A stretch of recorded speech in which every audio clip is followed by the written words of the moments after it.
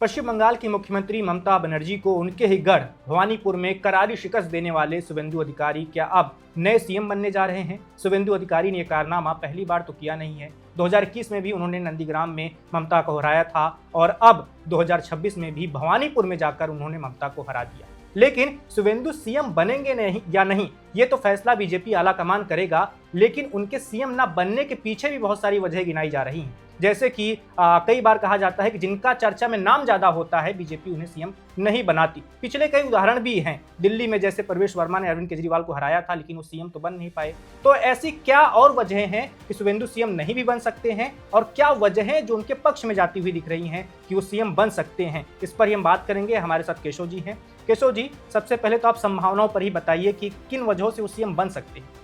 नहीं, संभावना तो बहुत स्पष्ट है। मुझे लगता है, मेरा जो अनुभव रहा है राजनीतिक पत्रकारिता का, शुभेंदु अधिकारी ही एकमात्र विकल्प है भारतीय जनता पार्टी के पास पश्चिम बंगाल में। क्योंकि पश्चिम बंगाल में सत्ता मिल तो गई है, लेकिन चलाएगा कौन? बिल्कुल, ये वही व्यक्ति चला सकता है जिसको राजकाज का कुछ अनुभव हो, जो पश्चिम बंगाल की पेचीदगी को समझता हो। और मुझे नहीं लगता है कि भारतीय जनता पार्टी के पास जो विकल्प मौजूद हैं उनमें शुभेंदु से बेहतर विकल्प उनके पास होगा, नंबर 1। नंबर 2, हम जिसकी बात कर रहे थे वैभव की, भारतीय जनता पार्टी के खेमे में जिनके नामों की चर्चा होने लगती है उनको नहीं बनाया जाता है। लेकिन ये फॉर्मूला ये क्वास हो चुका है। बिहार ये मिथक बिहार में टूटा है, ये पश्चिम बंगाल में टूटा है। देखिए, दरअसल क्या होता है कि भारतीय जनता पार्टी के कैडर से जो लोग आते हैं ना, उनको वो समझा बुझाकर या फिर उनको अनुशासन की दुहाई देकर, भारतीय जनता पार्टी के कैडर का अर्थ है आरएसएस बैकग्राउंड वाले, तो वो रिवोल्ट नहीं करते हैं, बहुधा नहीं ही करते हैं। शायद एक आध अपवाद कोई होगा। शिवराज सिंह चौहान और सम्राट चौधरी में ये फर्क है। शिवराज सिंह चौहान और हिमंता विश्व शर्मा में ये अंतर है। तो शिवराज सिंह चौहान हो या फिर मनोहर लाल खट्टर हो या फिर उत्तराखंड के रावत हो, इनमें और जो अन्य पार्टी से इसी उम्मीद के साथ आए हैं भारतीय जनता पार्टी में, उनमें एक अंतर है। हिमंता विश्व शर्मा के पास भी यही बार्गेनिंग पावर थी, जिसके कारण पहला टर्म तो सर्बानंद सोनोवाल को वहां पर मुख्यमंत्री बनाया गया, लेकिन दूसरे टर्म में जैसे ही जीत मिली, हिमंता दिल्ली दरबार में अपना पांव जमा चुके थे। और उनका क्लियर एक ही एजेंडा था कि अगर वो कांग्रेस को तोड़कर बीजेपी की सरकार बनवा सकते हैं प्रदेश में, तो मुख्यमंत्री की कुर्सी नहीं मिलने पर उनके पास और भी ऑप्शंस हैं, क्योंकि उनकी प्रतिबद्धता किसी विचारधारा को लेकर नहीं होती है। वही चीज सम्राट चौधरी के साथ भी थी। आपको मैं बता दूं कि अंदर खाने तो इतनी चर्चा हो गई थी कि श्रेयसी सिंह बनेंगी मुख्यमंत्री बिहार की। अभी 15 दिन 20 दिन पहले की बात है, श्रेयसी सिंह बनेंगी बिहार की मुख्यमंत्री। यहां तक कि भारतीय जनता पार्टी के राष्ट्रीय अध्यक्ष नितिन नवीन के साथ उनकी प्रेस कॉन्फ्रेंस होती है, उन पर पुष्प वर्षा किया जाता है और अंततः सम्राट चौधरी बनते हैं। आखिर इसमें क्या वजह होगी? वहां भी बार्गेनिंग पावर। यहां भी शुभेंदु अधिकारी पश्चिम बंगाल के हिमंता विश्व शर्मा होंगे। जिस तरह से हिमंता विश्व शर्मा कांग्रेस को तोड़कर आए, उन्होंने अपना फुटप्रिंट इस्तेमाल किया असम के अंदर और भारतीय जनता पार्टी की सरकार बनवाई। एक बार सरकार बनवाई, दूसरी बार जब रिपीट हुआ तो वहां पर वो मुख्यमंत्री बने। शुभेंदु अधिकारी के पास भी वो बार्गेनिंग पावर है, क्योंकि विचारधारा को लेकर के इनकी भी प्रतिबद्धता नहीं होगी। बिल्कुल, सारी लड़ाई ही इनकी इसीलिए रही है। हालांकि कहा कुछ और जाता है, भारतीय जनता पार्टी में उनके जाने की पटकथा में बहुत सारी कहानियां हैं, भ्रष्टाचार की कहानियां हैं और वहां पर ईडी सीबीआई की बातें होती हैं, बहुत सारी बातें हैं, बाहुबल की कहानियां हैं। लेकिन सच्चाई ये है कि शुभेंदु अधिकारी एक कद्दावर नेता के तौर पर उभर चुके हैं। बल्कि अगर ममता बनर्जी के साथ रहते तो उनके कद का जो आज हम विराट रूप देख रहे हैं, शायद वह देखने को नहीं मिलता। 2021 में जो उन्होंने किया, एक बार ममता बनर्जी को हराया, शायद यह संयोग भी होगा, लेकिन पार्टी को उन्होंने 3 सीट से 77 सीटों तक पहुंचाया। सत्ता से दूर जरूर रह गई थी।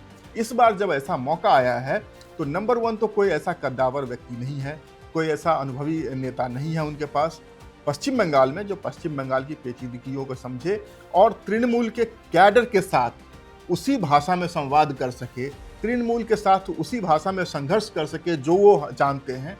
इसका फायदा शुभेंदु को मिलेगा, क्योंकि वो उसी स्कूल के ग्रेजुएट हैं।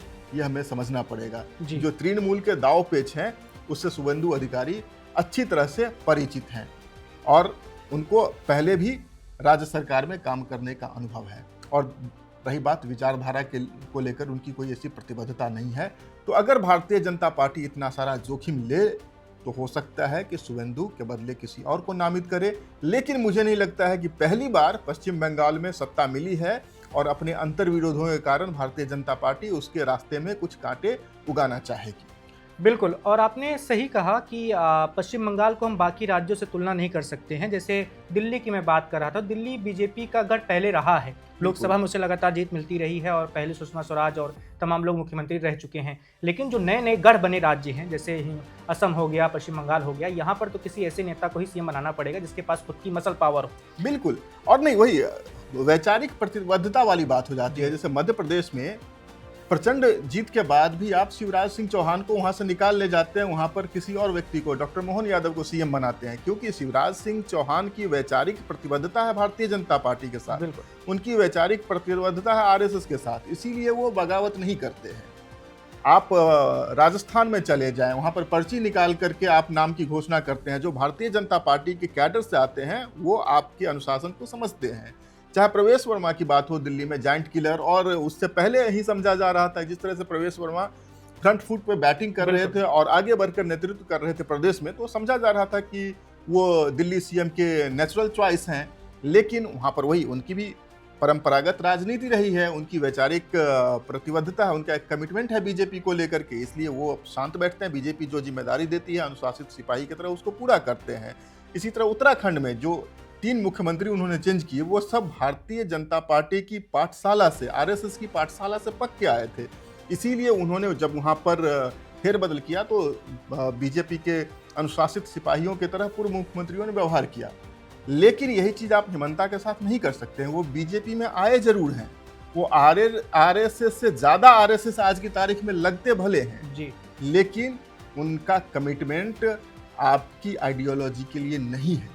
वो एम्बिशियस पॉलिटिशियन है, माफ करें, उनका पॉलिटिकल एम्बिशन किसी एक पार्टी में पूरा नहीं हुआ, इसलिए आपके साथ आए हैं।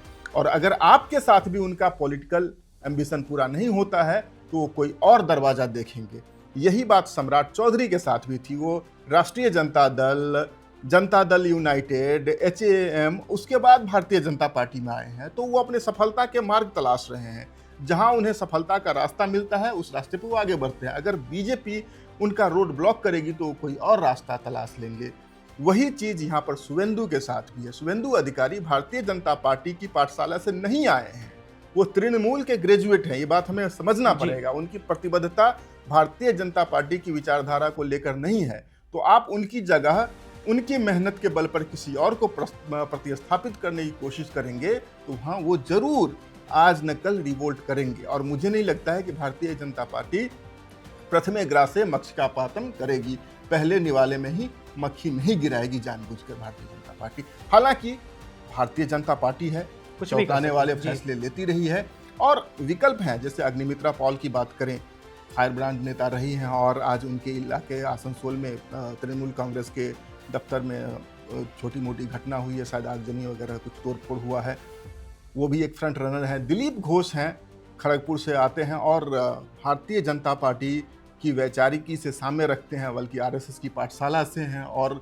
दरअसल पश्चिम बंगाल में बीजेपी की पौध को सींचने वालों में से एक हैं दिलीप घोष, तो उनका भी नाम हो सकता है। शामिक भट्टाचार्य हैं, भारतीय जनता पार्टी के स्टेट प्रेसिडेंट हैं पश्चिम बंगाल में, शायद हो सकता है कि उनको भी मौका दिया जा सके। और जैसा कि वैभव आप कह रहे थे, भारतीय जनता पार्टी चौंकाने वाले नाम लाती है, हो सकता है इनमें से कोई नहीं हो। लेकिन मेरा वीटो, हालांकि आज आप पहले ऑफ द रिकॉर्ड कह रहे थे कि मेरा राजनीतिक आकलन इस बार चुनाव में सही नहीं रहा, लेकिन फिर भी मेरा आकलन है शुवेंदु अधिकारी ही सत्ता में सिंह।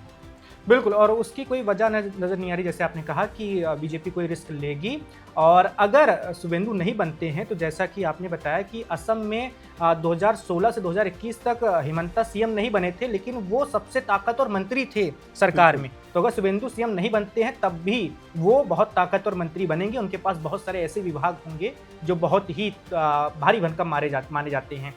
एक आखिरी सवाल सर ये भी है कि शुवेंदु 2 सीटों से जीते हैं, नंदीग्राम से भी, भवानीपुर से। आपके हिसाब से कौन सी छोड़ेंगे? मुझे तो लगता है कि वो नंदीग्राम की सीट छोड़ सकते हैं। नंदीग्राम, जैसा कि मैंने पहले भी कहा, एक ऐसा इलाका है जिस पर अधिकारी परिवार का दबदबा शुरू से ही रहा है।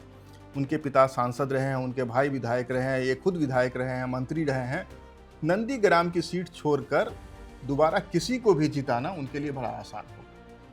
दूसरी तरफ भारतीय जनता पार्टी की तरफ से शुभेंदु अधिकारी या भारतीय जनता पार्टी की तरफ से कोई भी पहली बार भवानीपुर की सीट जीता है, और भवानीपुर की सीट छोड़ने का मतलब है ममता बनर्जी को फिर से आमंत्रण देना। बिल्कुल। तो मुझे नहीं लगता है कि भारतीय जनता पार्टी इतनी अदूरदर्शिता दिखाएगी, जो इतनी मुश्किल से उनका मार्ग साफ हुआ है, उनका रास्ता साफ हुआ है कि एक तो उनकी सरकार बनेगी, दूसरी बात उनकी सरकार का विरोध करने के लिए ममता बनर्जी भी विधानसभा में नहीं होंगी।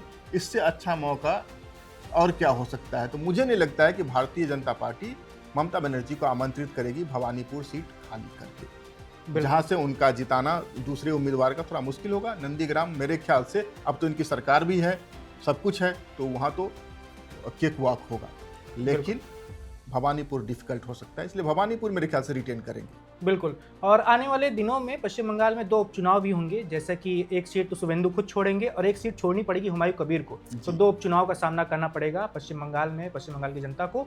तो फिलहाल तक की जानकारी है, शुभेंदु अधिकारी अपनी दोनों सीट जीत चुके हैं, ममता बनर्जी अपनी सीट हार चुकी हैं और पश्चिम बंगाल में पहली बार कमल खिला है। 200 से ज़्यादा सीटें बीजेपी ने जीती है। टीएमसी 100 से कम सीटों पर सिमट गई है।